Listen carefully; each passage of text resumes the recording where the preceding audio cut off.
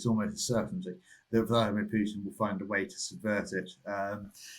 Depending on what the ceasefire is, we still don't know what that is. If it is just the current 30-day ceasefire, then he will find a way for a false flag operation, perhaps, or little green men, as in Crimea. From The Times, this is The World in 10. Joining us today is Dr. Stephen Hall, an author and specialist in Russian and post-Soviet politics at the University of Bath. Stephen, welcome. Can we start at the beginning and talk about what Vladimir Putin's aims were when he launched that invasion of Ukraine in 2022?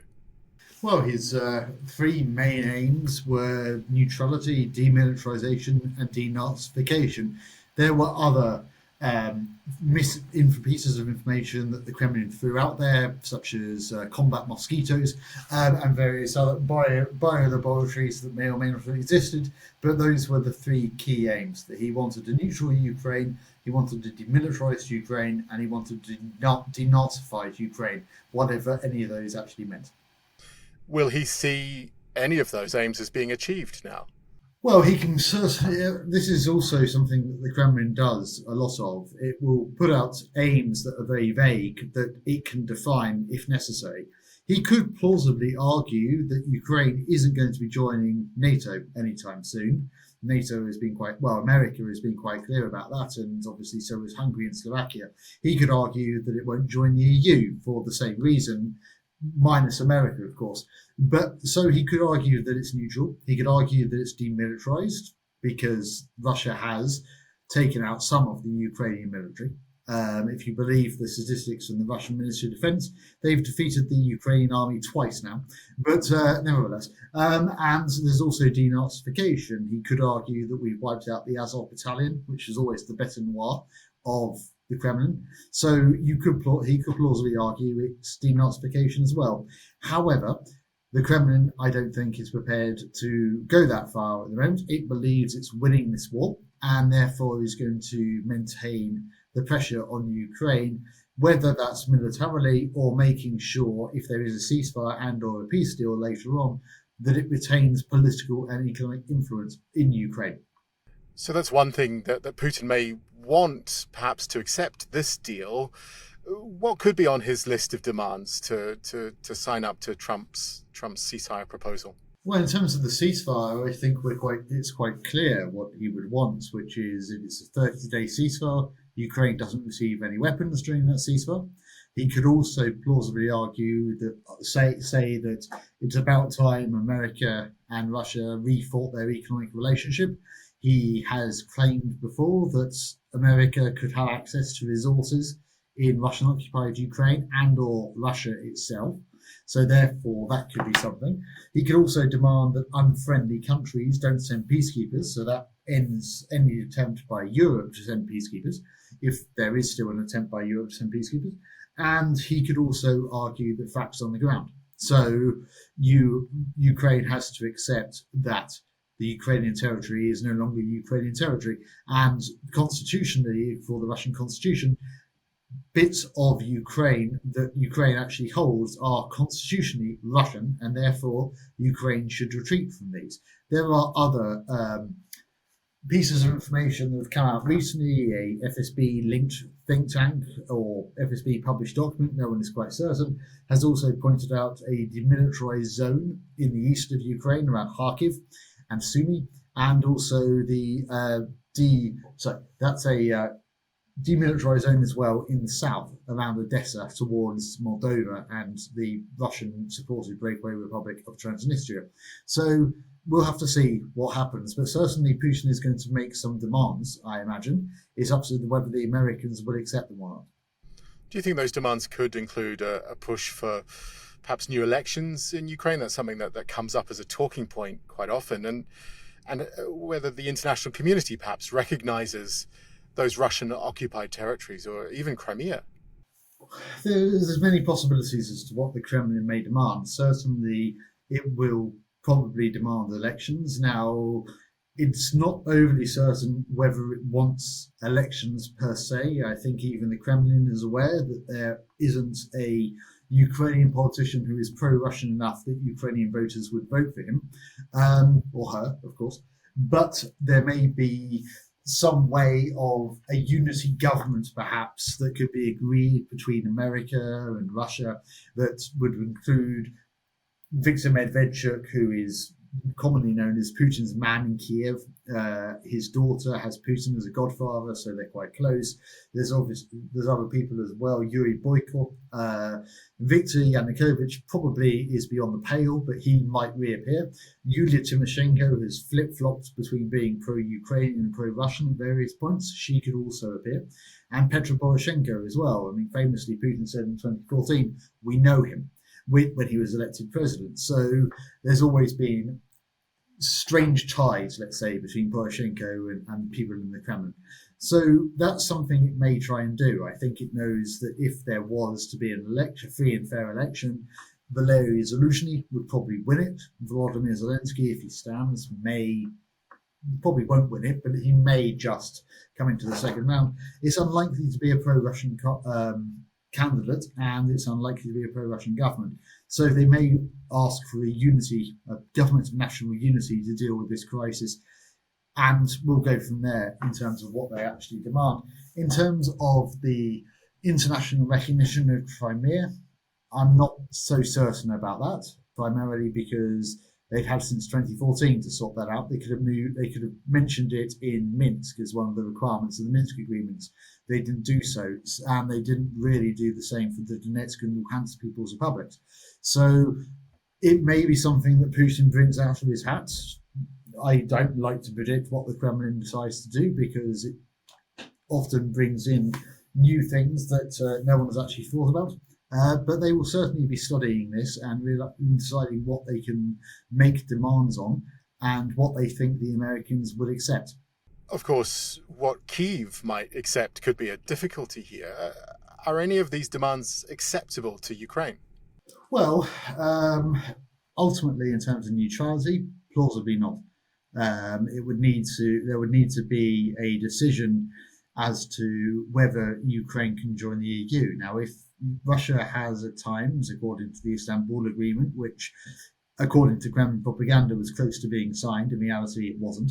And most recently, there were some announcements made by people in and around Putin that they'd be happy to allow Ukraine to join the EU. I think Dmitry Peskov, Putin's spokesperson, talked about it briefly. That's disappeared again. But it may be something that's, okay, Ukraine might be able to convince the Americans with the support of the Europeans to stand fast on that. Okay, we won't join NATO, but we want to join the EU. The EU is an economic agreement. It does have security issues as well, in terms of providing security for its member states. But Putin can go back to the Russian public and say, we've kept Ukraine out of NATO. So it may be something they do. The Ukrainians have been quite clear that no, they will not accept the territory being a part of Russia, but they will accept that it is lost at the moment, and they will continually strive to get it back at some point in the future. But for now, militarily, they are not going to fight. So that would mean what Russia holds today is de jure, legally, Ukraine, but de facto, it is outside their remit. Similar to Germany, West Germany and East Germany back in the Cold War. So there are certainly some things that the Ukrainian government can probably accept. Whether there's a unity government, whether that possibility, I don't think so. I think they would find it hard to accept a non-militarized zone in the south of Ukraine, because Putin has been quite clear that since 2014, that all the way from the Russian-Ukrainian-Belarusian border above Kharkiv down to Transnistria, that is Novorossiya, according to Putin. Historically, it isn't, but Putin is never worried about history. So therefore, having a non-militarized zone that would include Odessa, the third city of Ukraine, with no military in the Black Sea area for Ukraine, would also make it very difficult for them to send out the grain from the ports. And there's nothing to stop the Russians from just marching through, ultimately. The demilitarized zone, at least from what I can see on the map, from the announcements that have been made, would include Kharkiv, which is the second city of Ukraine. So that also, I imagine, is a non-starter for the Ukrainians, because they would lose two cities. which the Russians have never taken and never got close to. So it would be a significant defeat. So at the moment, there are things that I think the Ukrainians can certainly accept. But this is the point of negotiations. If it is a fair and free negotiation rather than a diktat coming from the Kremlin and or Donald Trump, then perhaps there is certainly some leeway from both sides. We have to wait and see as to what will actually happen and what kind of ceasefire and or negotiations are going to come. We get through all of these hurdles. Vladimir Putin perhaps accepts this ceasefire.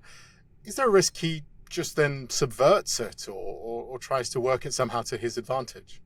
I think it's more than a risk. It's almost a certainty that Vladimir Putin will find a way to subvert it.